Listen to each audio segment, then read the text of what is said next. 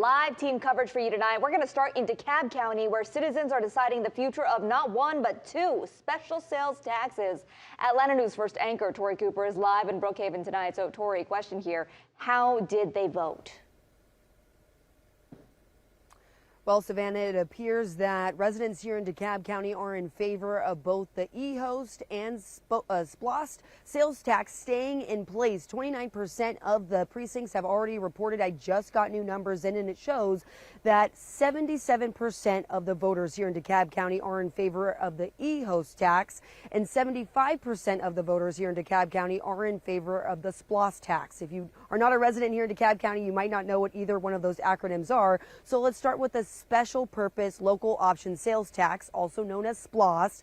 That is projected to raise $850 million over the course of the next 6 years for different infrastructure projects such as roads, libraries, senior centers, and other transportation, as well as several other areas in the city and the county. Those are some opportunities for spending that will fund. As it relates to the e-host tax, which stands for the Equalized Homestead Option Sales Tax, which has lowered taxes for DeKalb County property owners over the last 6 years. It's important to mention that residents here in DeKalb County have been paying into both of these taxes since 2017, so they're not going to see an increase if both of these pass, but things are going to stay the same, and overall, that's what they have been wanting to see. Now, the DeKalb County CEO Michael Thurman says that the e-host tax is expected to save taxpayers $1 billion over the course of the next 6 years in property taxes, and this will be a transformational moment if they continue to keep this around. I spoke to voters about this,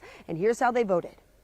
For the e-host, I voted yes, because I did want to lower my property taxes. And for the SPLOST, I voted yes also, because I wanted money for infrastructure such as roads and libraries. I voted for them. You voted for them? We need all that infrastructure, yes. All that infrastructure, yes. So it's important to note that the SPLOST can't pass without the e-host, and the e-host can't pass without the SPLOST. So they work in tandem and vice versa. So if you want one, you got to vote for the other, and that's really what we're seeing. It looks like both are going to pass. Now let's talk about the other key race that many voters showed up here to cast their vote in, the mayor's race here in Brookhaven. That was another big talker tonight, and we spoke with voters about how they voted in that race as well. Lauren Kiefer, I think we need more women in every sector and society, especially in politics. They have a more calming demeanor. They can get things done, and they know how to negotiate. So she's my choice. Brookhaven in general has been a very well run city, and John Park was part of the city council and a very major supporter of like the green belts and so forth that we've put in here. And in the last 7 years I've lived here, our property values have gone through the roof.